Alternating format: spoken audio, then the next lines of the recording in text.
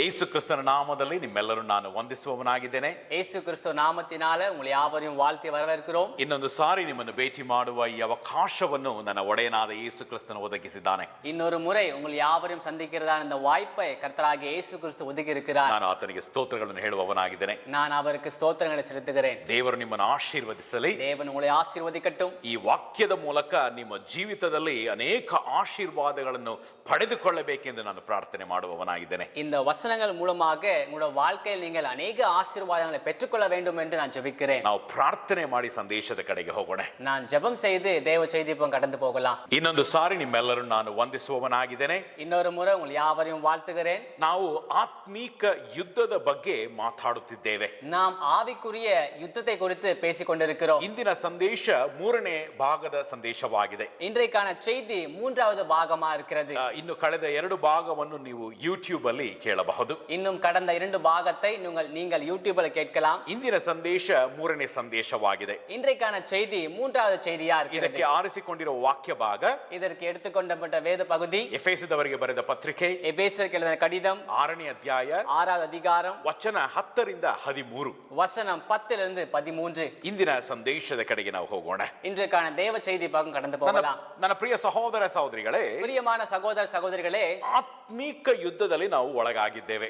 ஆவிக்குரிய யுத்தத்தில் நாம் உள்ளா இருக்கிறோம். ಅಂದರೆ ಎಲ್ಲಾ ಯೇಸು ಕ್ರಿಸ್ತನ ಭಕ್ತರು, அப்படி என்றால் எல்லா இயேசு கிறிஸ்துவின் விசுவாசிகள் ಸೈತಾನನ ವಿರೋಧವಾಗಿ ಒಂದು ಆತ್ಮೀಕ ಯುದ್ಧದಲ್ಲಿ ಒಳಗಾಗಿದ್ದಾರೆ. பிசாசுக்கு விரோதமாக ஒரு ஆவிக்குரிய யுத்தத்தில் உள்ளா இருக்கிறார்கள். ಅಂದರೆ ನಾವು ಭಕ್ತರಾಗಿದ ತಕ್ಷಣವೇ, அப்படி என்றால் நாம் விசுவாசியான உடனே ದೇವರ ಆಶೀರ್ವಾದವನ್ನು ಪಡೆದುಕೊಂಡಿದ್ದೇವೆ. தேவ ஆசீர்வாதத்தை பெற்றுக் கொண்டிருக்கிறோம். ಅದು ಮಾತ್ರವಲ್ಲ, அது மாத்திரமல்ல, ಈ ಕಡೆ ಸೈತಾನ ವಿರೋಧವಾಗಿ ನಾವು ಯುದ್ಧ ಕೂಡ ಮಾಡುತ್ತಿದ್ದೇವೆ. இன்னொரு பக்கம் பிசாசுக்கு விரோதமாக நாம் யுத்தத்தையும் செய்து கொண்டிருக்கிறோம். ಆದರೆ ಸೈತಾನನು ಯುದ್ಧ ಮಾಡುವ ವಿಧಾನ ಹೇಗೆ ಎಂದರೆ, ஆனால் பிசாசானவன் யுத்தம் செய்கிற விதம் எப்படி என்றால், ಅವನು ಮೋಸ ಕುತಂತ್ರಗಳನ್ನು ಉಪಯೋಗ ಮಾಡುತ್ತಾನೆ. அவன் மோசம் தந்திரங்களை கொண்டு பயன்படுத்துவான். ಆದರೆ ದೇವರು ನಮ್ಮನ್ನು ಧೈರ್ಯದಿಂದ ಯುದ್ಧ ಮಾಡುವುದಕ್ಕೆ ಕರೆದಿದ್ದಾರೆ. ஆனால் தேவன் நம்மை தைரியத்தோடு யுத்தம் பண்ண அழைத்திருக்கிறார். ಆದ ಕಾರಣ ನಾವು ಸರ್ವ ಆಯುಧಗಳನ್ನು ಧರಿಸಿಕೊಂಡು ಯುದ್ಧ ಮಾಡಬೇಕು. ಅದ ಕಾರಣ நாம் சர்வ ஆயுதங்களை அணிந்து கொண்டு யுத்தம் பண்ண வேண்டும். ನಾವು ಮೊದಲನೇ ಆಯುಧವನ್ನು ನೋಡಿದೆವು. நாம் முதலாவது ஆயுதத்தை பார்த்தோம். ಸತ್ಯ ಎಂಬ ನಡುಕಟ್ಟು. சத்தியம் என்னும் இடைக்கச்சை. ಈ ನಡುಕಟ್ಟನ್ನು ನಾವು ಧರಿಸಿಕೊಳ್ಳಬೇಕು. இந்த இடைக்கச்சை நாம் அணிந்து கொள்ள வேண்டும். ನಾನು ಹೇಳಿದ ಪ್ರಕಾರ ಸೈತಾನನು ಅನೇಕ ಕುತಂತ್ರಗಳನ್ನು ಉಪಯೋಗ ಮಾಡುತ್ತಾನೆ. நான் சொல்லிய வண்ணமாய் பிசாசானவன் ಅನೇಕ ತಂತ್ರங்களை பயன்படுத்துவான். ಸುಳ್ಳುಗಳನ್ನು ಹೇಳುತ್ತಾನೆ. பொய்களை சொல்லுவான். ದೇವರು ನಿಮ್ಮ ಬಗ್ಗೆ ಹೇಳುವಂತ ಸತ್ಯವನ್ನು, தேவன் உங்களை குறித்து சொல்லுகிறதான சத்தியத்தை ಅವನು ಕುತಂತ್ರ ಮಾಡಿ, அவன் தந்திரம் செய்து, ಟ್ವಿಸ್ಟ್ ಮಾಡಿ, ட்விஸ்ட் செய்து ಸುಳ್ಳು ಹೇಳುವವನಾಗಿದ್ದಾನೆ. பொய் சொல்லுபவனா இருக்கிறான். ಸುಳ್ಳು ಹೇಳಿ ನಮ್ಮನ್ನು ಬೀಳಿಸುವುದಕ್ಕೆ ಪ್ರಯತ್ನ ಪಡುತ್ತಾನೆ. பொய் சொல்லி நம்ம வீழ்த்த முயற்சிக்கிறான். ಆದ ಕಾರಣ ನಾವು ನಿಂತುಕೊಳ್ಳಬೇಕು. ಅದ ಕಾರಣ நாம் நின்று கொள்ள வேண்டும். ಸತ್ಯದಲ್ಲಿ ನಾವು ನಿಂತುಕೊಳ್ಳಬೇಕು. சத்தியத்தில் நாம் நிற்க வேண்டும். ಈ ವಚನದಲ್ಲಿ ಸತ್ಯ ಎಂದರೆ, இந்த வசனத்தில் சத்தியம் என்றால் ದೇವರು ನಮ್ಮ ಬಗ್ಗೆ ಹೇಳುವಂತಹ ವಿಷಯಗಳು, தேவன் நம்மை குறித்து சொல்லுகிறதான விஷயங்கள். ನನ್ನ ಪ್ರಿಯ ಸಹೋದರ ಸಹೋದರಿಗಳೇ, பிரியமான சகோதர சகோதரிகளே, ವೈರಿ ನಿಮ್ಮ ಬಗ್ಗೆ ಏನು ಹೇಳುತ್ತಾನೆ ಅದು ಸತ್ಯವಲ್ಲ. எதிரி உங்களை குறித்து என்ன சொல்லுவான் அது சத்தியம் அல்ல. ನಮ್ಮ ಬಗ್ಗೆ ನಾವು ಏನು ತಿಳಿದುಕೊಂಡಿದ್ದೇವೆ ಅದು ಕೂಡ ಸತ್ಯವಲ್ಲ. நம்மை குறித்து நாம் என்ன புரிந்து கொண்டிருக்கிறோம் அதுவும் சத்தியம் அல்ல. ದೇವರು ನಮ್ಮ ಬಗ್ಗೆ ಏನು ಹೇಳುತ್ತಾರೋ ಅದೇ ಸತ್ಯವಾಗಿದೆ. தேவன் நம்மை குறித்து என்ன சொல்லுவாரோ அதுவே சத்தியமா இருக்கு. ದೇವರು ಹೇಳುತ್ತಿದ್ದಾನೆ, தேவன் சொல்லுகிறார், ನಾವು ಆತನಿಂದ ಆರಿಸಲ್ಪಟ್ಟ ಜನರಾಗಿದ್ದೇವೆ. நாம் அவரால் தெரிந்து கொள்ளப்பட்ட ஜனமா இருக்கிறோம். ದೇವರು ಹೇಳುತ್ತಾನೆ, தேவன் சொல்லுகிறார், ಆತನ ಸಂಬಂಧವನ್ನು ನಮ್ಮಲ್ಲಿ ಮುರಿಯುವುದೇ ಇಲ್ಲ. அவருடைய உறவை நம்மில் அவர் உடைப்பதே இல்லை. ಪರಿಶುದ್ಧಾತ್ಮನ ಮುದ್ರೆಯನ್ನು ನಮ್ಮ ಮೇಲೆ ಹಾಕಿದ್ದಾರೆ. பரிசுத்த ஆவியின் முத்திரை நம்மை போட்டிருக்கிறார். ನಾವು ದೇವರ ಮಕ್ಕಳಾಗಿದ್ದೇವೆ. நாம் தேவ பிள்ளைகளா இருக்கிறோம். ದೇವರು ನಮ್ಮನ್ನು ಅದ್ಭುತ ರೀತಿಯಲ್ಲಿ ಸೃಷ್ಟಿ ಮಾಡಿದ್ದಾರೆ. தேவன் நம்மை அற்புத விதத்தில் உண்டாயிருக்கிறார். ಸದಾಕಾಲ ದೇವರು ನಮ್ಮ ಸಂಗಡ ಇರುವಂತ ದೇವರಾಗಿದ್ದಾನೆ. சதா காலம் தேவன் நம்மோடு கூட இருக்கிற தேவனா இருக்கிறார். ಇದೇ ಸತ್ಯವಾಗಿದೆ. இதுவே சத்தியமா இருக்கிறது. ಆದರೆ ಸೈತಾನನು ಹೇಳುವಂತ ವಿಷಯಗಳು, ஆனால் சைத்தான் சொல்லுகிற விஷயங்கள் ಈ ಎಲ್ಲಾ ಸತ್ಯವನ್ನು ಟ್ವಿಸ್ಟ್ ಮಾಡುತ್ತಾನೆ. இந்த எல்லா சத்தியங்களையும் ட்விஸ்ட் பண்ணுகிறான். ಕುತಂತ್ರ ಮಾಡಿ ನಮ್ಮನ್ನು ಬೀಳಿಸುವುದಕ್ಕೆ ಪ್ರಯತ್ನ ಪಡುತ್ತಾನೆ. தந்திரம் செய்து நம்மை வீழ்த்த அவன் முயற்சிக்கிறான். ಆದರೆ ನಾವು ಯೇಸು ಕ್ರಿಸ್ತನ ಭಕ್ತರಾಗಿ ஆனால் நாம் இயேசு கிறிஸ்துவின் விசுவாசியாக ಸತ್ಯ ಎಂಬ ನಡುಕಟ್ಟನ್ನು ಕಟ್ಟಿಕೊಂಡು சத்தியம் என்னும் இடைக்கச்சையை கட்டிக்கொண்டு ದೃಢವಾಗಿ ನಿಂತುಕೊಳ್ಳುವಾಗ உறுதியாக நின்று கொள்ளும் போது ಸೈತಾನ ನಮ್ಮನ್ನು ಬೀಳಿಸುವುದಕ್ಕೆ ಸಾಧ್ಯವೇ ಇಲ್ಲ. சைத்தான் நம்ம வீழ்த்த சாத்தியமே இல்ல. ಸತ್ಯ ದೇವರು ಕೊಟ್ಟಿರುವಂತಹ ಆಯುಧವಾಗಿದೆ. சத்தியம் தேவன் கொடுத்திருக்கிறதான ஆயுதமா இருக்கிறது. ಅಂದರೆ ಇದು ನಮ್ಮ ಸತ್ಯ ಅಲ್ಲ, ನಿನ್ನ ಸತ್ಯ ಅಲ್ಲ, ದೇವರ ಸತ್ಯವಾಗಿದೆ. ஆனால் இது என்னுடைய சத்தியம் அல்ல, உன்னுடைய சத்தியம் அல்ல, தேவனுடைய சத்தியமா இருக்கிறது. ಆದ ಕಾರಣ ನಮ್ಮ ಸತ್ಯವನ್ನು ದೇವರ ಸತ್ಯವನ್ನು ಮಿಕ್ಸ್ ಮಾಡುವುದಕ್ಕೆ ಸಾಧ್ಯವಿಲ್ಲ. ಆದ காரணம் நம்முடைய சத்தியத்தையும் தேவனுடைய சத்தியத்தையும் மிக்ஸ் பண்ண சாத்தியம் இல்ல. ಪೌಲನು ಹೇಳುತ್ತಾನೆ, பவுல் சொல்லுகிறார், ದೇವರು ನೀಡಿರುವ ಸರ್ವ ಆಯುಧಗಳನ್ನು ಧರಿಸಿಕೊಳ್ಳಿ. தேவன் கொடுத்திருக்கிறதான ಸರ್ವ ಆಯುಧಗಳನ್ನು ಅಣಿந்து கொள்ளுங்கள். ಆತನು ಹೇಳಲಿಲ್ಲ ನಿಮ್ಮ ಆಯುಧಗಳನ್ನು ಧರಿಸಿಕೊಳ್ಳಲಿ ಎಂದು ಹೇಳಲಿಲ್ಲ.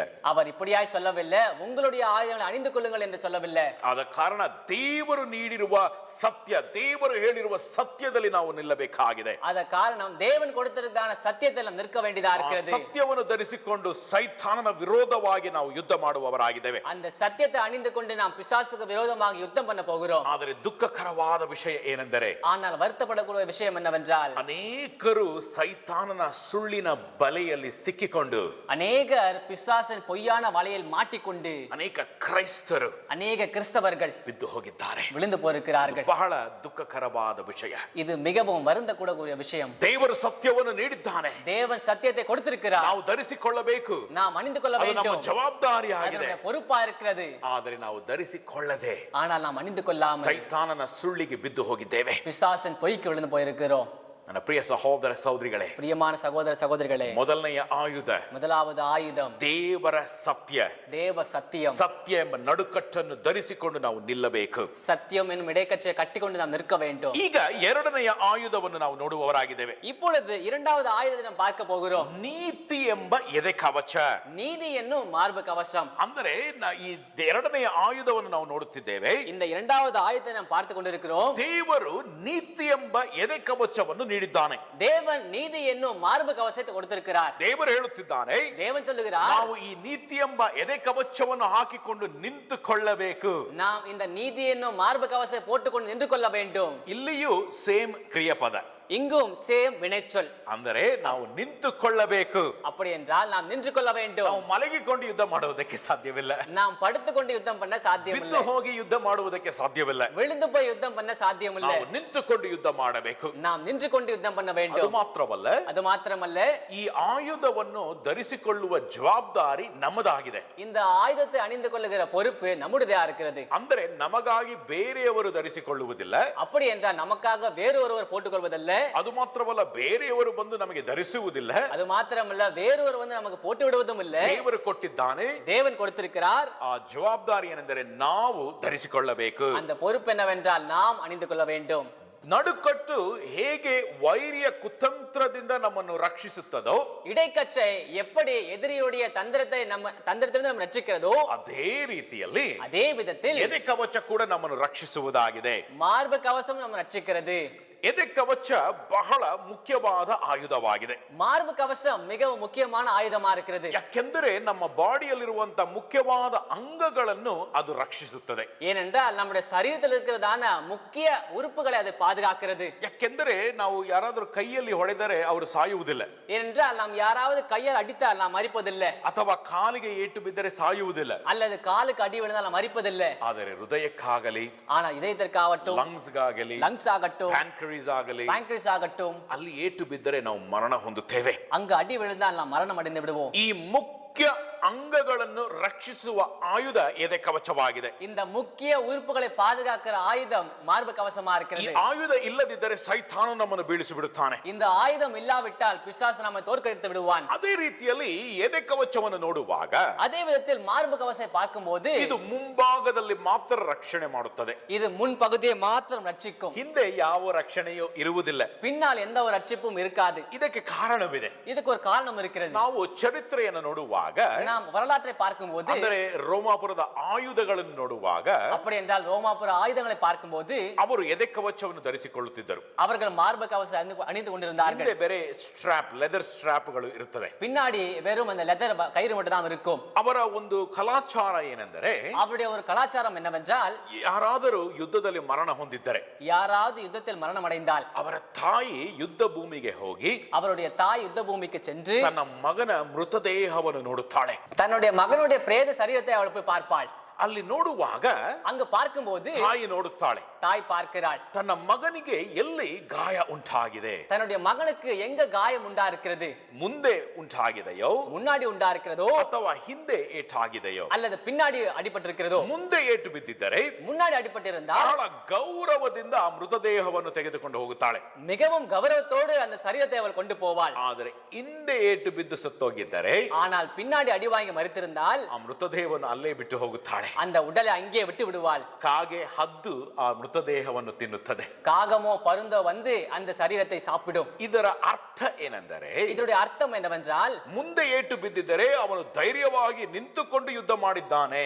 முன்னாடி அடி வாங்கியிருந்தால் அவன் தைரியத்தோடு நின்று அவன் யுத்தம் பண்ணியிருக்கிறான். ಹಿಂದೆ ಏಟು ಬಿದ್ದಿದ್ದರೆ பின்னாடி அடி வாங்கியிருந்தால் ವೈರಿಗೆ ಭಯಪಟ್ಟು ಓಡುವಾಗ எதிரிக்கு பயந்து ஓடும்போது ಹಿಂದೆ ಏಟು ತಿಂದು ಸತ್ತೋಗಿದ್ದಾನೆ. பின்னாடி அடி வாங்கி மறித்திருக்கிறான். ಹಿಂದೆ ಏಟು ತಿಂದು ಮರಣ ಹೊಂದುವುದು பின்னாடி அடி வாங்கி மரணம் அடைவது ಹೇಡಿಯ ಒಂದು ಗುರುತಾಗಿದೆ. கோழையுடைய ஒரு அடையாளமா இருக்கிறது. ಆದ ಕಾರಣ ಹೇಡಿಗಳು ಭಯಪಟ್ಟು ಓಡಿ ಹೋಗುವಾಗ ವೈರಿಯಿಂದ ಏಟು ತಿಂದು ಮರಣ ಹೊಂದುತ್ತಾರೆ. அத காரணம் கோழைகள் பயந்துட்டு ஓடும்போது எதிரிடம் அடி வாங்கி சாகிறார்கள்.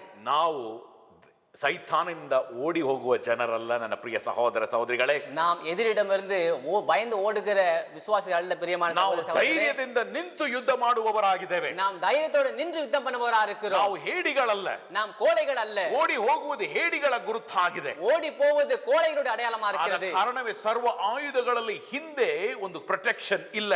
அத காரணமே சர்வ ஆயுதங்களில் பின்னாடியான ஒரு பாதுகாப்பு இல்ல. ನನ್ನ ಪ್ರಿಯ ಸಹೋದರ ಸಹೋದರಿಗಳೇ, பிரியமான சகோதர சகோதரிகளே, ದೇವರು ನಿಮ್ಮನ್ನು ಹೇಡಿಗಳಾಗಿ ಕರೆಯಲಿಲ್ಲ. தேவன் உங்களை கோழைகளாக அழைக்கவில்லை. ಧೈರ್ಯದಿಂದ ನಿಂತುಕೊಂಡು ಸೈತಾನನ್ನು ಬೀಳಿಸುವುದಕ್ಕೆ ಕರೆದಿದ್ದಾನೆ. தைரியத்தோடு நின்று கொண்டு பிசாசை வீழ்த்த அழைத்திருக்கிறார். ಆದ ಕಾರಣ ನಾವು ನೀತಿ ಎಂಬ ಎದೆ ಕವಚವನ್ನು ಧರಿಸಿಕೊಳ್ಳಬೇಕು. அத காரணம் நாம் நீதி என்னும் மார்பு கவசத்தை அணிந்து கொள்ள வேண்டும். ಆದರೆ ಇದು ಯಾವ ನೀತಿಯಾಗಿದೆ? ஆனால் இது எந்த நீதியா இருக்கிறது? ಯಾರು ನೀಡಿರುವ ನೀತಿಯಾಗಿದೆ? யார் கொடுத்திருக்கிற நீதியா இருக்கிறது? ಬಹಳ ಮುಖ್ಯವಾದ ಪ್ರಶ್ನೆಯಾಗಿದೆ ನನ್ನ ಪ್ರಿಯ ಸಹೋದರ ಸಹೋದರಿಗಳೇ. இது மிகவும் முக்கியமான ஒரு கேள்வியா இருக்குது பிரியமான சகோதர சகோதரிகளே. ಅನೇಕರು ಹೇಳುವಂತ ವಿಷಯ ಏನೆಂದರೆ, அநேகர் சொல்லக்கூடிய விஷயம் என்னவென்றால், ನಾನು ಈಗ ಕ್ರಿಸ್ತನವನಾಗಿದ್ದೇನೆ, நான் இப்பொழுது கிறிஸ்தவனாக இருக்கிறேன், ನೀತಿವಂತಿಕೆಯನ್ನು ಬೆಳೆಸಿಕೊಳ್ಳಬೇಕು, நீதியை வளர்த்துக் கொள்ள வேண்டும், ಯುದ್ಧದಲ್ಲಿ ಒಳಗಾಗಿದ್ದೇನೆ, யுத்தத்தில் உள்ளா இருக்கிறேன், ಆದ ಕಾರಣ ನನ್ನ ನೀತಿಯನ್ನು ಬೆಳೆಸಿಕೊಳ್ಳಬೇಕು. அத காரணம் என்ற நீதியை நான் வளர்த்துக் கொள்ள வேண்டும். ನನ್ನ ಪ್ರಿಯ ಸಹೋದರ ಸಹೋದರಿಗಳೇ, பிரியமான சகோதர சகோதரிகளே, ನಮ್ಮ ಸ್ವಂತ ಬಲದಿಂದ ಯುದ್ಧವನ್ನು ಮಾಡುವುದಕ್ಕೆ ಸಾಧ್ಯವಿಲ್ಲ. நம்முடைய சொந்த பலத்தினால் யுத்தம் பண்ண சாத்தியமில்லை. ಆದ ಕಾರಣ ನಮ್ಮ ಸ್ವಂತ ನೀತಿಯಲ್ಲಿ ಸೈತಾನನನ್ನು ವಿರೋಧ ಮಾಡುವುದಕ್ಕೂ ಸಾಧ್ಯವಿಲ್ಲ. அத காரணம் நம்முடைய சொந்த நீதியால பிசாசை ஜெயிக்கவும் சாத்தியமில்லை. ನಾವು ಒಳ್ಳೆ ಗುಣಗಳನ್ನು ಬೆಳೆಸಿಕೊಳ್ಳಬೇಕು, நாம் நல்ல குணங்களை வளர்த்துக் கொள்ள ಅದು வேண்டும், ತಪ್ಪಲ್ಲ. அது தவறு அல்ல. ಆದರೆ ಆತ್ಮೀಕ ಯುದ್ಧವನ್ನು ಮಾಡುವಾಗ ஆனால் ஆவிக்குரிய யுத்தம் செய்யும் போது ನಮ್ಮ ಬಲದಿಂದ ಜಯಿಸುವುದಕ್ಕೆ ಸಾಧ್ಯವಿಲ್ಲ. நம்ம பலத்தினால் ஜெயிக்க சாத்தியமில்லை. ಅನೇಕರು ತಮ್ಮ ಸ್ವಂತ ಬಲದಿಂದ ಯುದ್ಧ ಮಾಡುವುದಕ್ಕೆ ಪ್ರಯತ್ನ ಪಟ್ಟಿದ್ದಾರೆ, அநேகர் தங்களுடைய சொந்த பலத்தினால் யுத்தம் பண்ண முயற்சிக்கிறார்கள், ಕೆಲವರು ಪಡುತ್ತಿದ್ದಾರೆ, சில பேர் முயற்சி கொண்டு கொண்டிருக்கிறார்கள், ಆದರೆ ಬಿದ್ದು ಹೋಗುತ್ತಾರೆ. ஆனால் விழுந்து போகிறார்கள். ಪ್ರಿಯ ಸಹೋದರ ಸಹೋದರಿಗಳೇ, பிரியமான சகோதர சகோதரிகளே, ದೇವರು ನೀಡಿರುವ ಸರ್ವ ಆಯುಧಗಳನ್ನು ಧರಿಸಿಕೊಳ್ಳಬೇಕು. தேவன் கொடுத்திருக்கிற சர்வ ஆயுதங்களை அணிந்து கொள்ள வேண்டும். ಇದರ ಅರ್ಥ ಏನೆಂದರೆ, இதோட அர்த்தம் என்னவென்றால், ದೇವರು ನೀಡಿರುವ ನೀತಿವಂತಿಕೆಯನ್ನು ನಾವು ಧರಿಸಿಕೊಳ್ಳಬೇಕು. தேவன் கொடுத்திருக்கிற நீதியை நாம் அணிந்து கொள்ள வேண்டும். ಅನೇಕರು ಮಾಡುವ ತಪ್ಪು ಏನೆಂದರೆ, அநேகர் செய்யக்கூடிய தவறு என்னவென்றால், ನಾನು ಪ್ರಾರ್ಥನೆ ಮಾಡುತ್ತೇನೆ, நான் ஜெபம் செய்கிறேன், ಆದ ಕಾರಣ ನಾನು ನೀತಿವಂತಿಕನು, அத காரணம் நீதிமான், ಉಪವಾಸ ಮಾಡುತ್ತೇನೆ, உபவாசம் செய்கிறேன், ಸೇವೆ ಮಾಡುತ್ತೇನೆ, ஊழியம் செய்கிறேன், ಕಾಣಿಕೆ ನೀಡುತ್ತೇನೆ, ಕಾಣಿಕೆ ಕೊಡುತ್ತೇನೆ, ಹಳ್ಳಿಗಳಿಗೆ ಹೋಗುತ್ತೇನೆ, ಗ್ರಾಮಕ್ಕೆ ಆ ಹೋಗುತ್ತೇನೆ, ಊರಿಗೆ ಹೋಗುತ್ತೇನೆ, அந்த இடத்துக்கு போகிறேன், ಪ್ರೀಚಿಂಗ್ ಮಾಡುತ್ತೇನೆ, அவ்வளவு பிரசங்கிக்கிறேன், ಆದ ಕಾರಣ ನಾನು ನೀತಿವಂತಕನು. அத காரணம் நீதிமான்.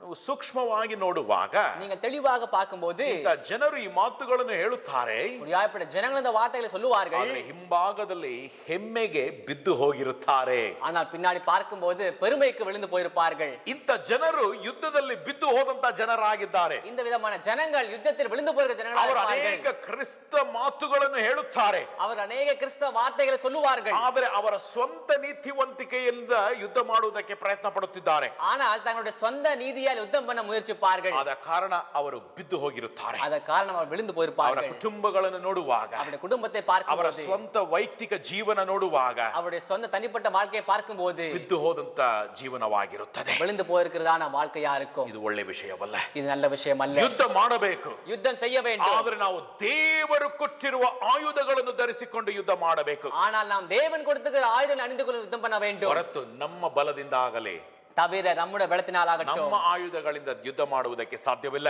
நம்முடைய ஆயுதங்களால் யுத்தம் பண்ண சாத்தியம் இல்லை.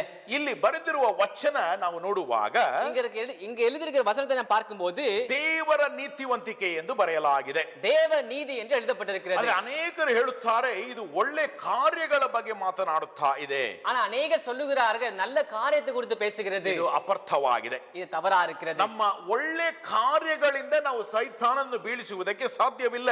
நம்முடைய நல்ல காரியங்களால் பிசாசை நாம் வீழ்த்த சாத்தியம் இல்லை. ಪೌಲನು ಹೇಳುತ್ತಾನೆ, பவுல் சொல்லுகிறான், ದೇವರು ನೀಡಿರುವ ಸರ್ವ ಆಯುಧಗಳನ್ನು ಧರಿಸಿಕೊಳ್ಳಬೇಕು. தேவன் கொடுத்த சர்வ ஆயுதங்களை அணிந்து கொள்ள வேண்டும்.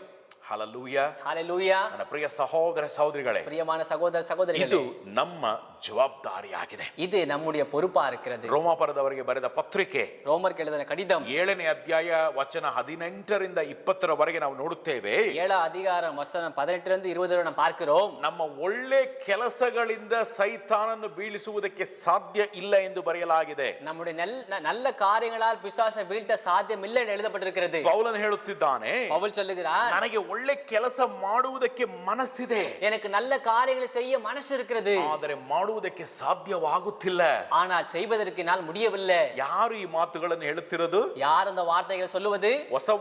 ಹೊಸ ಒಡಂಬಡಿಕೆಯ 60 ಶತಮಾನ ಬರೆದಂತ ಒಂದು ವ್ಯಕ್ತಿಯಾಗಿದ್ದಾರೆ. புதிய ஏற்பாட்டில் 60% எழுதின ஒரு மனுஷனா இருக்கிறார். ಆದ ಕಾರಣ ನಮ್ಮ ಸ್ವಂತ ಬಲದಿಂದ ಸೈತಾನನ್ನು ಬೀಳಿಸುವುದಕ್ಕೆ ಸಾಧ್ಯವಿಲ್ಲ. ಅದ ಕಾರಣ நம்முடைய சொந்த பலத்தினால் பிசாசை வீழ்த்த சாத்தியம் இல்லை. ದೇವರು ನೀಡಿರುವ ಸರ್ವ ಆಯುಧಗಳನ್ನು ನಾವು ಧರಿಸಿಕೊಳ್ಳಬೇಕು. தேவன் கொடுத்திருக்கிற சர்வ ஆயுதங்களை நாம் அணிந்து கொள்ள வேண்டும். ಈ ವಚನದಲ್ಲಿ ಬರೆದಿರುವ ನೀತಿ ಎಂಬ ಎದೆ ಕವಚ, இந்த வசனத்தில் எழுதப்பட்டிருக்கிறதான நீதி என்னும் மார்பு கவசம், ಈ ವಿಷಯ ಏನು ಹೇಳುತ್ತಿದೆ ಎಂದರೆ, இந்த விஷயம் என்ன சொல்லுகிறது என்றால், ನಾವು ದೇವರಲ್ಲಿ ಯಾರಾಗಿದ್ದೇವೆ ಎಂಬ ವಿಷಯವನ್ನು ಹೇಳುತ್ತಿದೆ. நாம் தேவனுக்குள் யாரா இருக்கிறோம் என்ற விஷயத்தை சொல்லுகிறது. ನಾವು ದೇವರ ಮಕ್ಕಳಾಗಿದ್ದೇವೆ. நாம் தேவ பிள்ளைகளா இருக்கிறோம். ದೇವರು ನಮ್ಮನ್ನು ಆರಿಸಿಕೊಂಡಿದ್ದಾನೆ. தேவன் நம்மை தெரிந்து ನಾವು கொண்டிருக்கிறார். ದೇವರಿಗೆ ಸ್ವಂತದವರಾಗಿದ್ದೇವೆ. நாம் தேவனுக்கு சொந்தவரா இருக்கிறோம். ಪರಿಶುದ್ಧಾತ್ಮನ ಮುದ್ರೆ ನಮ್ಮ ಮೇಲೆ ಇದೆ. பரிசுத்த ஆவியின் முத்திரை நம்ம மீது இருக்கிறது. ಇದೇ ನಮ್ಮ ಗುರುತಾಗಿದೆ ನನ್ನ ಪ್ರಿಯ ಸಹೋದರ ಸಹೋದರಿಗಳೇ. இதுவே நம்முடைய அடையாளமா இருக்கிறது. பிரியமான சகோதர சகோதரிகளே, ನಮ್ಮ ಜಾತಿ, ಕುಲ, ಕೆಲಸ, நம்முடைய ஜாதி, குலம், வேலை, ಎಷ್ಟು ಸಂಪಾದನೆ ಮಾಡುತ್ತೇವೆ, எவ்வளவு சம்பாதிக்கிறோம், ಎಷ್ಟು ದೊಡ್ಡ ಮನೆ ಇದೆ, எவ்வளவு பெரிய வீடு ಯಾವ இருக்கு, ಕಾರ್ ಇಟ್ಟುಕೊಂಡಿದ್ದೇವೆ, எந்த கார் ಇದು வைத்திருக்கிறோம், ನಮ್ಮ ಗುರುತಲ್ಲ. இது நம்முடைய அடையாளம் அல்ல. ಸೈತಾನನು ಇದೇ ಕುತಂತ್ರಗಳನ್ನು ಅನೇಕ ಕ್ರೈಸ್ತರ ಜೀವಿತದಲ್ಲಿ, ಬೋಧಕರ ಜೀವಿತದಲ್ಲಿ ಮಾಡುತ್ತಿದ್ದಾನೆ. பிசாசானவன் இந்த விதமான தந்திரங்களையே அநேக பாஸ்டருடைய வாழ்க்கையிலும் அநேக விசுவாசருடைய வாழ்க்கையிலும் செய்து வருகிறான். ಅದೇನ್ ಮಾಡ್ತಾನಂದ್ರೆ, அது என்ன செய்கிறான் என்றால், ಓ ನಿನ್ನಲ್ಲಿ ಎಷ್ಟು ಬ್ಯಾಂಕ್ ಬ್ಯಾಲೆನ್ಸ್ ಇದೆ, ஓ உன்னில் எவ்வளவு பேங்க் பேலன்ஸ் ಎಷ್ಟು இருக்கிறது, ದೊಡ್ಡ ಕಾರ್ ಇಟ್ಕೊಂಡಿದ್ಯಾ, எவ்வளவு பெரிய கார் ಎಷ್ಟು வைத்திருக்கிறாய், ಮನೆ ಇದೆ, எவ்வளவு வீடு இருக்கு, ಅದೇ ನಿನ್ನ ಗುರುತಾಗಿದೆ. அதுவே உன் அடையாளமா இருக்கிறது. ಆದರೆ ದೇವರು ನಮ್ಮ ಬಗ್ಗೆ ಏನು ಹೇಳುತ್ತಾನೆ, ಅದೇ ನಿಜವಾದ ಸತ್ಯವಾದ ಗುರುತಾಗಿದೆ. ஆனால் தேவன் நம்மை குறித்து என்ன சொல்லுகிறாரு, அதுவே உண்மையான சத்தியமா இருக்கிறது, அடையாளமா இருக்கிறது. ಆದರೆ ಸೈತಾನನು ಅದನ್ನೇ ಟ್ವಿಸ್ಟ್ ಮಾಡಿ ಮಾತನಾಡುತ್ತಾನೆ. ஆனால் பிசாசு அதையே ட்விஸ்ட் பண்ணி செய்கிறான். ನಾವು ದೇವರಿಂದ ಆರಿಸಲ್ಪಟ್ಟವರು, நாம் தேவனால் தெரிந்து கொள்ளப்பட்டவர்கள், ಇದೇ ನಮ್ಮ ಗುರುತಾಗಿದೆ. இதுவே நம்முடைய அடையாளமா இருக்கிறது. ನಾವು ರಕ್ಷಣೆ ಹೊಂದುವಾಗ நாம் ரட்சிப்பு அடையும் போது ದೇವರು ನಮಗೆ ನೀತಿವಂತಿಕೆಯನ್ನು ನೀಡಿದ್ದಾನೆ. தேவன் நமக்கு நீதியை கொடுத்திருக்கிறார். ಅಂದರೆ ಯೇಸು ಕ್ರಿಸ್ತರ ನೀತಿವಂತಿಕೆಯನ್ನು ನಮಗೆ ನೀಡಿದ್ದಾನೆ. அப்படி என்றால் இயேசு கிறிஸ்துவின் நீதியை நமக்கு ಆದ கொடுத்திருக்கிறார். ಕಾರಣ ನಮ್ಮ ಪ್ರಾರ್ಥನೆಯಿಂದ ಅದನ್ನು ಬೆಳೆಸುವುದಕ್ಕೆ ಸಾಧ್ಯವಿಲ್ಲ. அத காரணம் நம்ம ஜெபத்தினால் வளர்க்கிறது சாத்தியம் இல்லை. ಯಾಕೆಂದರೆ ಯೇಸು ಕ್ರಿಸ್ತನ ನೀತಿವಂತಿಕೆ ಪರ್ಫೆಕ್ಟ್ ನೀತಿವಂತಿಕೆಯಾಗಿದೆ. ஏனென்றால் இயேசுவின் நீதியை நம்முடைய பெர்ஃபெக்ட் நீதியா இருக்கிறது. ದೇವರು ಹೇಳಿದ್ದಾನೆ, ಯೇಸು ಕ್ರಿಸ್ತನ ನೀತಿವಂತಿಕೆಯನ್ನು ನಿನಗೆ ನೀಡಿದ್ದೇನೆ. தேவன் சொல்லுகிறார், இயேசு கிறிஸ்துவின் நீதி உனக்கு நான் கொடுக்கப்பட்டிருக்கிறது. ಅದು ಪರಿಶುದ್ಧ ಪರಿಶುದ್ಧ ನೀತಿವಂತಿಕೆಯಾಗಿದೆ. அது பரிசுத்த நீதியா இருக்கிறது. ಅಕಸ್ಮಾತ್ ನನ್ನ ಅಜ್ಜನ ನೀತಿವಂತಿಕೆ, ನನ್ನ ತಂದೆಯ ನೀತಿವಂತಿಕೆ, ನನ್ನ ತಾಯಿಯ ನೀತಿವಂತಿಕೆ ನನಗೆ ನೀಡಿದ್ದರೆ, ஒருவேளை என்னுடைய தாத்தாவுடைய நீதியையோ என்னோட அப்பாவுடைய நீதியோ என்னோட அம்மாவுடைய நீதியோ கொடுக்கப்பட்டிருந்தால் ಅದು ನಾರ್ಮಲ್ ನೀತಿವಂತಿಕೆ, ಅದು ಪರಿಶುದ್ಧ ನೀತಿವಂತಿಕೆ ಅಲ್ಲ. அது சாதாரண ஒரு நீதி, அது பரிசுத்தமான நீதி அல்ல. ಅವರು ವೀಕ್ ಆಗಿದ್ದಾರೆ, அவர்கள் பலவீனமற்றவராக இருக்கிறார்கள். ಆದ ಕಾರಣ ಯೇಸು ಕ್ರಿಸ್ತನ ನೀತಿವಂತಿಕೆಯನ್ನು ನಮಗೆ ನೀಡಲಾಗಿದೆ. ಅದ காரணம் இயேசு கிறிஸ்து நீதி நமக்கு கொடுக்கப்பட்டிருக்கிறது. ಒಂದು ಇಲಸ್ಟ್ರೇಷನ್ ಹೇಳಲಿಕ್ಕೆ ಬಯಸುವವನಾಗಿದ್ದೇನೆ. ஒரு இல்லஸ்ட்ரேஷன் சொல்ல நான் விரும்புகிறேன். ನೀವು ಒಂದು ಇಮ್ಯಾಜಿನ್ ಮಾಡಿ, நீங்க யோசிச்சு பாருங்களேன். ದೇವರು ನ್ಯಾಯ ತೀರ್ಪಿನ ಆ ಸೀಟಿನಲ್ಲಿ ಕುಳಿತುಕೊಂಡಿದ್ದಾರೆ. தேவன் நியாய தீர்ப்பு அந்த இருக்கையில் அமர்ந்து கொண்டிருக்கிறார். ನ್ಯಾಯ ತೀರ್ಪು ಇದೆ, நியாய தீர்ப்பு இருக்கிறது. ಅಂದರೆ ಲಾ ಅಂಡ್ ಆರ್ಡರ್ ಇದೆ. அப்படி என்றால் நியாய பிரமாணங்கள் இருக்கிறது. ದೇವರ ಧರ್ಮಶಾಸ್ತ್ರವಿದೆ, தேவனுடைய நியாய பிரமாணங்கள் இருக்கிறது. ಅದು ಲಾಯರ್ ಒಂದು ರೂಪದಲ್ಲಿ ನಾವು ನೆನೆಸಿಕೊಳ್ಳೋಣ. அது லாயர் போல ஒரு வடிவத்தில் நினைத்துக் கொள்ளலாம். ಈ ಕಡೆ ಜಾಕ್ಸನ್ ನಿಂತುಕೊಂಡಿದ್ದಾನೆ, இந்த பக்கம் ஜாக்சன் நின்று கொண்டிருக்கிறார். ಆ ಧರ್ಮಶಾಸ್ತ್ರ ಹೇಳುತ್ತದೆ, அந்த நியாய பிரமாணம் சொல்லுகிறது ಜಾಕ್ಸನ್ ಪಾಪಿಯಾಗಿದ್ದಾನೆ, ஜாக்சன் பாவியா இருக்கிறார். ಅವನು ನಿತ್ಯ ಮರಣಕ್ಕೆ ಹೋಲಿಕೆಯಾಗಿದ್ದಾನೆ, அவன் நித்திய மரணத்திற்கு தகுதியா இருக்கிறார், ನರಕಕ್ಕೆ ಹೋಗುವುದಕ್ಕೆ ಯೋಗ್ಯನಾಗಿದ್ದಾನೆ. நரகத்திற்கு போக தகுதியா இருக்கிறார். ದೇವರು ಕುಳಿತುಕೊಂಡು ಆ ಮಾತುಗಳನ್ನೆಲ್ಲ ಕೇಳುತ್ತಿದ್ದಾರೆ. தேவன் உட்கார்ந்து கொண்டு அந்த வார்த்தைகளை கேட்டுக் கொண்டிருக்கிறார். ದೇವರು ಜಾಕ್ಸನ್ ಅನ್ನು ನೋಡುವಾಗ தேவன் ஜாக்சனை பார்க்கும்போது ಪಾಪಿಯಾಗಿ ಕಾಣಿಸುತ್ತಿದ್ದಾನೆ. பாவியாக காண்கிறார். ಅದು ಮಾತ್ರವಲ್ಲ, ಅವನು ಶಾಪಗ್ರಸ್ತನಾಗಿದ್ದಾನೆ. அது மாத்திரமல்ல, அவன் சாபத்துக்குரியவனா இருக்கிறார். ಆದರೆ ದೇವರಿಗೆ ಅವನನ್ನು ನರಕಕ್ಕೆ ಕಳಿಸುವುದಕ್ಕೆ ಮನಸ್ಸಿಲ್ಲ. ஆனால் தேவருக்கு அவனை நரகத்துக்கு அனுப்ப மனசு இல்ல. ಆದ ಕಾರಣ ತನ್ನ ಮಗನಾದ ಯೇಸು ಕ್ರಿಸ್ತನನ್ನು ಕಳುಹಿಸಿ, ಅದ ಕಾರಣ ತನ್ನುடைய குமாரனான இயேசு கிறிஸ்துவை அனுப்பி ತನ್ನ ಪವಿತ್ರವಾದ ರಕ್ತದಿಂದ ಜಾಕ್ಸನ್ ಅನ್ನು ತೊಳೆದು, தன்னுடைய பரிசுத்தமான ரத்தத்தினால் ஜாக்சனை கழுவி, ದೇವರು ಈಗ ಯೇಸು ಕ್ರಿಸ್ತನ ಮೂಲಕ ಜಾಕ್ಸನ್ ಅನ್ನು ನೋಡುವವರಾಗಿದ್ದಾರೆ. தேவன் இப்பொழுது இயேசு கிறிஸ்துவின் மூலமாக ஜாக்சனை பார்க்கிறார். ಜಾಕ್ಸನ್ ಅನ್ನು ಡೈರೆಕ್ಟ್ ಆಗಿ ನೋಡುವಾಗ ಪಾಪಿ, ஜாக்சனை டைரக்டாக பார்க்கும்போது அவன் பாவி. ಆದರೆ ಯೇಸು ಕ್ರಿಸ್ತನ ಮೂಲಕ ನೋಡುವಾಗ, ஆனால் இயேசு கிறிஸ்துவின் மூலமாக பார்க்கும்போது ನೀತಿವಂತಿಕನಾಗಿದ್ದಾನೆ. நீதிமானா இருக்கிறான். ಜಾಕ್ಸನ್ ಪಾಪಿಯಾಗಿದ್ದನು, ஜாக்சன் பாவியா இருந்தான். ಆದರೆ ಯೇಸು ಕ್ರಿಸ್ತನ ಮೂಲಕ ಅವನು ನೀತಿವಂತಿಕನಾಗಿದ್ದಾನೆ. ஆனால் இயேசு கிறிஸ்துவின் மூலமாக அவன் நீதிமானா இருக்கிறான். ಸೊ ದೇವರು ಹೇಳುತ್ತಿದ್ದಾರೆ, ஆகையினால தேவன் சொல்லுகிறார், ಇವನು ನರಕಕ್ಕೆ ಹೋಗುವ ಅಗತ್ಯವಿಲ್ಲ, நீ நரகத்துக்கு போக வேண்டிய அவசியம் இல்ல. ನನ್ನ ಮಗನ ಪವಿತ್ರವಾದ ರಕ್ತದಿಂದ ತೊಳೆದು என்னுடைய மகனுடைய பரிசுத்தமான ரத்தத்தினால் அவனை கழுவி ನೀತಿವಂತನಾಗಿದ್ದಾನೆ. நீதிமானா இருக்கிறான். ಆದ ಕಾರಣ ಅವನು ಪರಲೋಕಕ್ಕೆ ಹೋಗಬೇಕು. ಅದ ಕಾರಣ பரலோகத்துக்கு போக வேண்டும். ದೇವರು ಈ ನೀತಿವಂತಿಕೆಯನ್ನು ನಮಗೆ ನೀಡಿದ್ದಾನೆ. தேவன் இந்த நீதியை நமக்கு ಇದೇ கொடுத்திருக்கிறார். ನಮ್ಮ ಆಯುಧವಾಗಿದೆ. இதுவே நம்முடைய ஆயுதமா இருக்கிறது. ಇದನ್ನೇ ನಾವು ಧರಿಸಿಕೊಳ್ಳಬೇಕು. இதே நாம் அணிந்து கொள்ள வேண்டும். ಸೈತಾನ ಸುಳ್ಳು ಹೇಳುತ್ತಾನೆ, பிசாசு போய் சொல்லுவான், ನೀನು ಪಾಪಿ, நீ பாவி, ನೀನು ಶಾಪಗ್ರಸ್ತನು, நீ சாபத்துக்குரியவன், ನೀನು ಬಿದ್ದು ಹೋಗಿದ್ದಿ, நீ விழுந்து போயிருக்கிறாய், ಅದು ಇದು ಅಂತ ಹೇಳುತ್ತಾನೆ. அது இது என்று சொல்லுவான். ಆದ್ರೆ ಸತ್ಯ ಏನೆಂದರೆ, ஆனா சத்தியம் ನಾವು என்னவென்றால் ನೀತಿವಂತರಾಗಿದ್ದೇವೆ. நாம் நீதிமானா இருக்கிறோம். ನನ್ನ ಬಲದಿಂದಾಗಲಿ, என்னுடைய பலத்தினால் ನನ್ನ ஆகட்டும், ಪ್ರಾರ್ಥನೆಯಿಂದಾಗಲಿ, என்னுடைய ஜெபத்தினால் ஆகட்டும், ಉಪವಾಸದಿಂದಾಗಲಿ, உபவாசத்தில் ஆகட்டும், ಕಾಣಿಕೆಯಿಂದಾಗಲಿ ಅಲ್ಲ, காணிக்கையாக அல்ல, ಯೇಸು ಕ್ರಿಸ್ತನ ತ್ಯಾಗದ ಮೂಲಕ ನಾನು ನೀತಿವಂತನಾಗಿದ್ದೇನೆ. இயேசு கிறிஸ்துவின் தியாகத்தினால் நீதிமானா இருக்கிறேன். ಇದೇ ಸತ್ಯವಾಗಿದೆ. இதுவே சத்தியமா இருக்கிறது. ಈ ಎದೆ ಕವಚವನ್ನೇ ನಾವು ಧರಿಸಿಕೊಳ್ಳಬೇಕು. இந்த மார்பு கவசத்தை நாம் அணிந்து கொள்ள வேண்டும். ಇದನ್ನು ನಾವು ಧರಿಸಿಕೊಂಡು ದೃಢವಾಗಿ ನಿಲ್ಲುವಾಗ, இதை நாம் அணிந்து கொண்டு உறுதியாக நிற்கும்போது ಸೈತಾನ ಎಂತ ಕುತಂತ್ರಗಳನ್ನು ಮಾಡಿದರೂ பிசாசு எப்படி தந்திரங்களை செய்தாலும் ಬೀಳಿಸುವುದಕ್ಕೆ ಸಾಧ್ಯವೇ ಇಲ್ಲ. நம்ம வீழ்த்த சாத்தியமே இல்ல. ಆದರೆ ದುಃಖಕರವಾದ ವಿಷಯ, ஆனா வருத்தமான விஷயம், ಅನೇಕ ಕ್ರೈಸ್ತರಿಗೆ ಈ ಸತ್ಯ ಗೊತ್ತಿಲ್ಲ. அநேக கிறிஸ்தவருக்கு இந்த சத்தியம் தெரியவில்லை. ಅವರು ಅವರ ಸ್ವಂತ ಬಲದಿಂದ ಪ್ರಯತ್ನ ಪಡುತ್ತಾರೆ. அவர்கள் அவருடைய சொந்த பலத்தினால் முயற்சிக்கிறார்கள். ಇನ್ನೂ ಹೆಚ್ಚಾಗಿ ಮಾಡಬೇಕು, இன்னும் அதிகமாய் செய்ய வேண்டும், ಹೆಚ್ಚು ಪ್ರಾರ್ಥನೆ, இன்னும் அதிகமாய் ஜெபம் செய்ய வேண்டும், உபவாசம், ಕಾಣಿಕೆ ಕೊಡು. காணிக்கை கொடு. It's good, nothing wrong. இது நல்லதுதான், தவறல்ல. ಆದರೆ ಇದರ ಮೂಲಕ ನಾವು ನೀತಿವಂತಿಕೆಯನ್ನು ಬೆಳೆಸುವುದಕ್ಕೆ ಸಾಧ್ಯವಿಲ್ಲ. ஆனால் இவைகளின் மூலமாக நாம் நீதியை வளர்த்துக் கொள்ள சாத்தியமில்லை. ನೀತಿವಂತಿಕೆಯನ್ನು ನೀಡಲಾಗಿದೆ, ಫುಲ್ ಸ್ಟಾಪ್ ಅಲ್ಲಿಯೇ.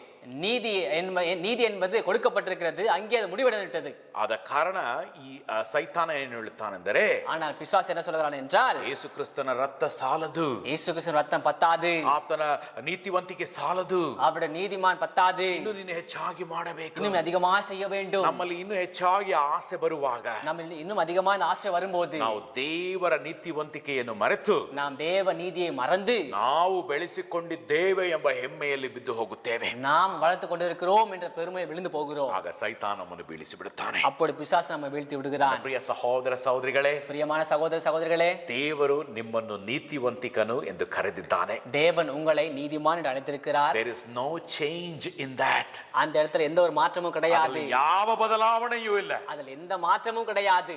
Of course ನಾವು ತಪ್ಪುಗಳನ್ನು ಮಾಡುತ್ತೇವೆ. கண்டிப்பாக நாம் தவறுகளை செய்வோம். ಪಶ್ಚಾತ್ತಾಪದಿಂದ ದೇವರ ಕಡೆಗೆ ತಿರುಗಿಕೊಳ್ಳುವಾಗ மனம் திரும்புவதோடு தேவன் பக்கம் திரும்பிக் கொள்ளும்போது ದೇವರು ನಮ್ಮನ್ನು ಶಪಿಸುತ್ತಾನೆ. தேவன் நம்மை மன்னிக்கிறார். ನಾವು ಶಾಪಗ್ರಸ್ತರಲ್ಲ, நாம் சாபத்துக்குரியவர் அல்ல, ನೀತಿವಂತರಾಗಿದ್ದೇವೆ. நீதிமானா இருக்கிறோம். ಅದೇ ನಿಮ್ಮ ಎದೆ ಕವಚವಾಗಿದೆ. அதுவே உங்களுடைய மார்பு கவசமா இருக்கிறது. ಧರಿಸಿಕೊಂಡು ದೃಢವಾಗಿ ನಿಂತುಕೊಳ್ಳಿ. அதை அணிந்து கொண்டு உறுதியாக நின்று கொள்ளுங்கள். ರೋಮಾಪುರದವರಿಗೆ ಬರೆದ ಪತ್ರಿಕೆ 8ನೇ ಅಧ್ಯಾಯ ವಚನ 1-2 ನೋಡುತ್ತೇವೆ. ரோமருக்கு எழுதின கடிதம் 8வது அதிகாரம் வசனம் 1-2 நாம் பார்க்கிறோம். ಆದುದರಿಂದ ಕ್ರಿಸ್ತ ಯೇಸುವಿನಲ್ಲಿ ಇರುವವರಿಗೆ ஆகையினால் இயேசு கிறிஸ்துவுக்கு உடன்பட்டவர்களாக ಅಪರಾಧ ನಿರ್ಣಯವು ಈಗ ಇಲ್ಲವೇ ಇಲ್ಲ.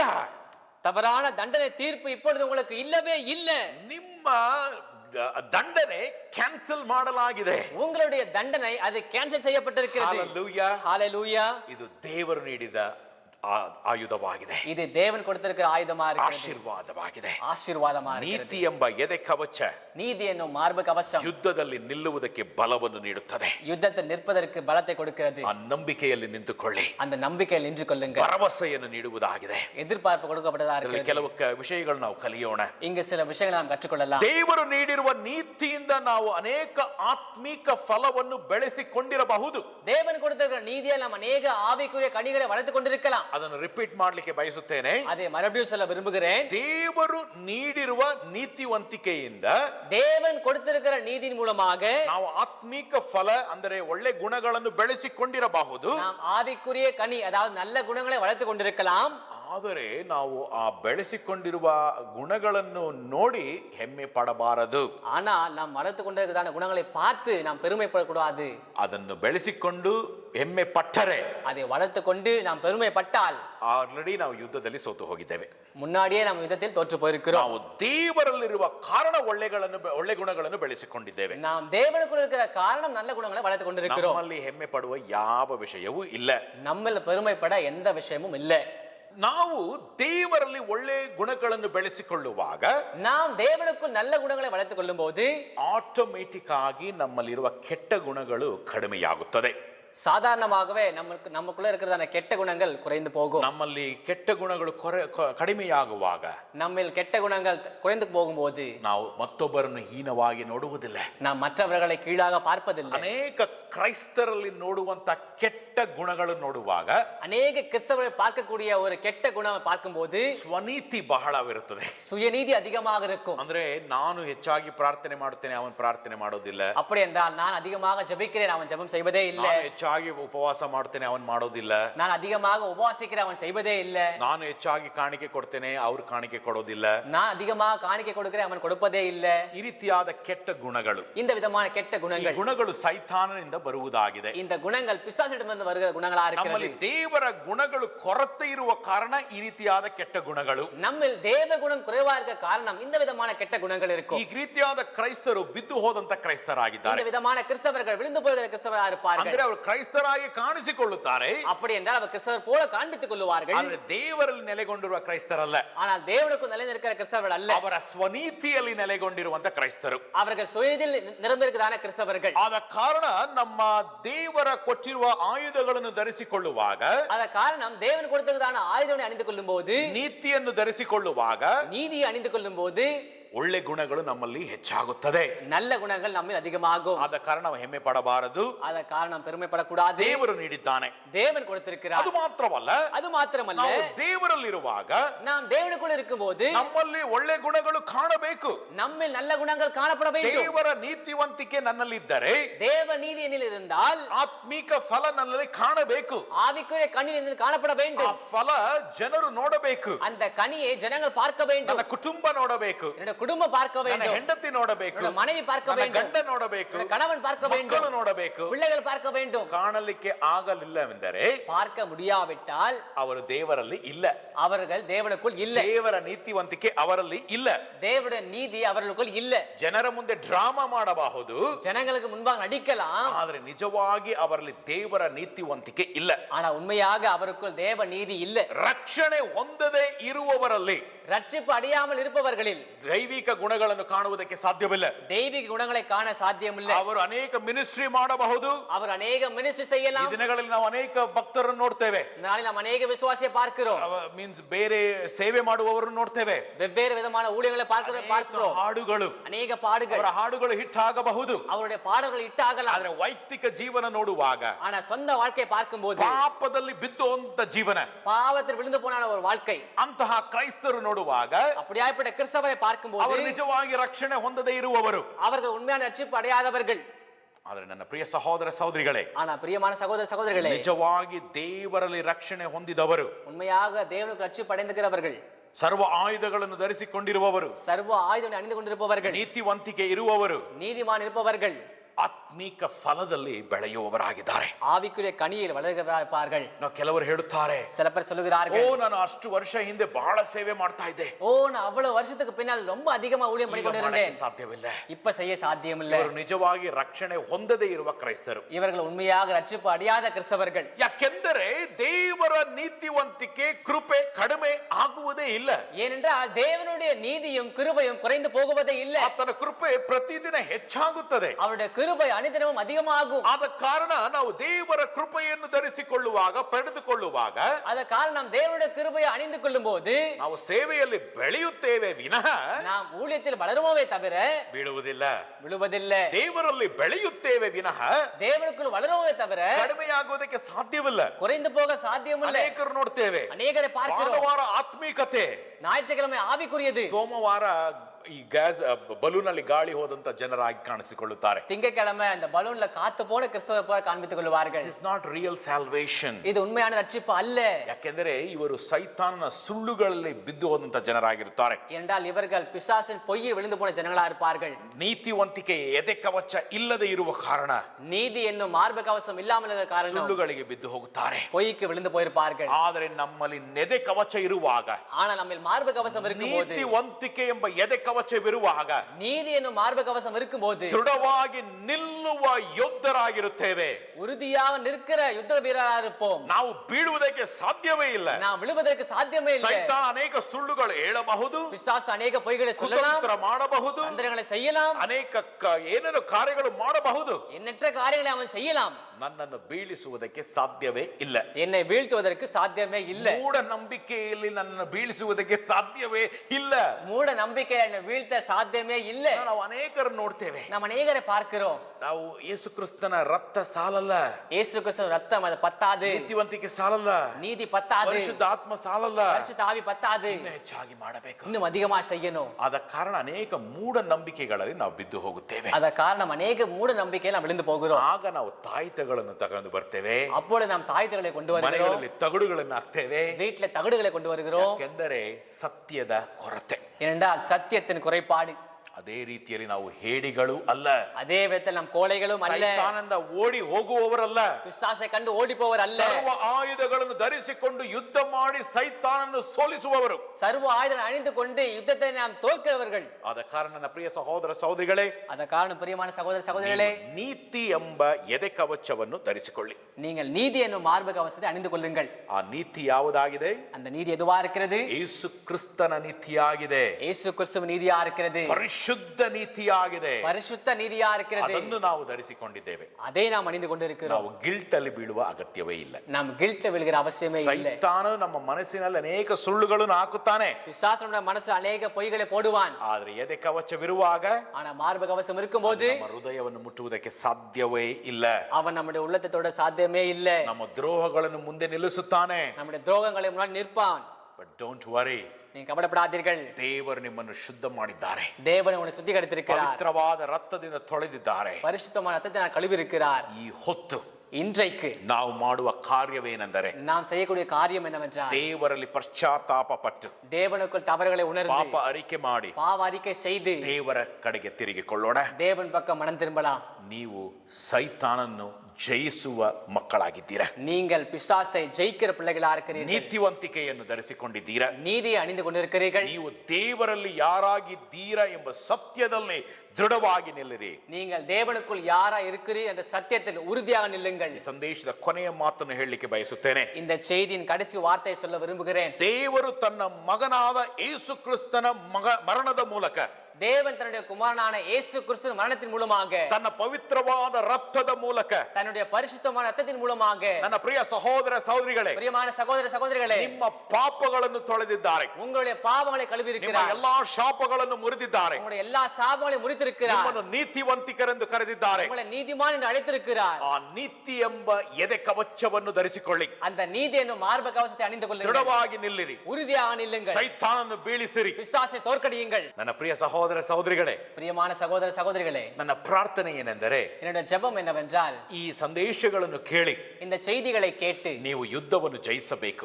நீங்கள் யுத்தத்தை ஜெயிக்க வேண்டும். ಸೈತಾನನ್ನು ಬೀಳಿಸಬೇಕು. பிசாசை நீங்கள் வீழ்த்த வேண்டும். ನಾನು ಕಳೆದ ವಾರ ಹೇಳಿದ ಪ್ರಕಾರ நான் கடைசி வாரம் சொன்ன வண்ணமாய் ಸೈತಾನನ ಅಡ್ರೆಸ್ ಏನಾಗಿದೆ ಎಂದರೆ பிசாசுடைய முகவரி என்னவா இருக்கிறது ನನ್ನ என்றால் ಕಾಲಿನ ಕೆಳಗೆ. என்னுடைய காலுக்கு கீழே. ಸೈತಾನ ನಮ್ಮ ಕುಟುಂಬದಲ್ಲಿರುವವನಲ್ಲ, பிசாசு நம்முடைய குடும்பத்தில் இருப்பவன் அல்ல, ನನ್ನ ಮನಸ್ಸಿನಲ್ಲಿರುವವನಲ್ಲ, என்னுடைய மனசில் இருப்பவன் அல்ல, ನನ್ನ ಜ್ಞಾನದಲ್ಲಿರುವವನಲ್ಲ, என்னோட ஞானத்தில் இருப்பவன் அல்ல, ನನ್ನ ಕೆಲಸದಲ್ಲಿರುವವನಲ್ಲ, என்னோட வேலை இருப்பவன் ನನ್ನ அல்ல, ಮಕ್ಕಳಲ್ಲಿ ಇರುವವನಲ್ಲ, என்னோட பிள்ளைகளுக்குள் இருப்பவன் அல்ல, ನನ್ನ ಹೆಂಡತಿ ಗಂಡನಲ್ಲಿ ಇರುವವನಲ್ಲ, என்னுடைய மனைவி கணவனுக்குள்ள இருப்பவன் அல்ல, ನನ್ನ ಕಾಲಿನ ಕೆಳಗೆ ಇರುವವನಾಗಿದ್ದಾನೆ. என்னோட காலுக்கு கீழே இருப்பவனா ಆದ இருக்கிறான். ಕಾರಣ ನನ್ನ ಪ್ರಿಯ ಸಹೋದರ ಸಹೋದರಿಗಳೇ ಅದ ಕಾರಣ ಪ್ರಿಯமான ಸಹೋದರ ಸಹೋದರಿಗಳೇ ನಾವು ಸಂದೇಶಗಳನ್ನು ಕೇಳಿ நாம் செய்திகளை கேட்டு ಸರ್ವ ಆಯುಧಗಳನ್ನು ಧರಿಸಿಕೊಂಡು ಸರ್ವ ஆயுதங்களை அணிந்து கொண்டு ಸೈತಾನನನ್ನು ಬೀಳಿಸೋಣ. பிசாசை வீழ்த்தலாம். ಅವನು ಇರುವ ಸ್ಥಳ அவன் இருக்கிற இடம் ನನ್ನ ಕಾಲಿನ ಕೆಳಗೆ. என்ன காலுக்கு கீழே. ಅದುವೇ ಅವನಿಗೆ ಯೋಗ್ಯವಾದ ಸ್ಥಳ. அதுவே அவனுக்கு தகுதியான இடம். ನಿಮ್ಮ ಕುಟುಂಬದಲ್ಲಿ ಅಲೋ ಮಾಡಬೇಡಿ. உங்களுடைய குடும்பத்துல நீங்க அலோ பண்ணாதீங்க. ನಿಮ್ಮ ಸಭೆಯಲ್ಲಿ ಅಲೋ ಮಾಡಬೇಡಿ. உங்க சபையில அலோ பண்ணாதீங்க. ಅವನು ನಾವು ಬೀಳಿಸಬೇಕು. அவனை நாம் வீழ்த்த வேண்டும். ಇನ್ನು ಕೆಲವು ಭಾಗಗಳನ್ನು ನಾವು ಕೇಳುವವರಾಗಿದ್ದೇವೆ. இன்னும் சில பாகங்களை நாம் கேட்பவரா இருக்கிறோம். ಯೂಟ್ಯೂಬ್ ಅಲ್ಲಿ ಇನ್ನು ಕಳೆದ 2 ಭಾಗಗಳನ್ನು ಕೇಳಿ. யூடியூப்ல கடந்த 2 பாகத்தை நீங்க கேளுங்கள்.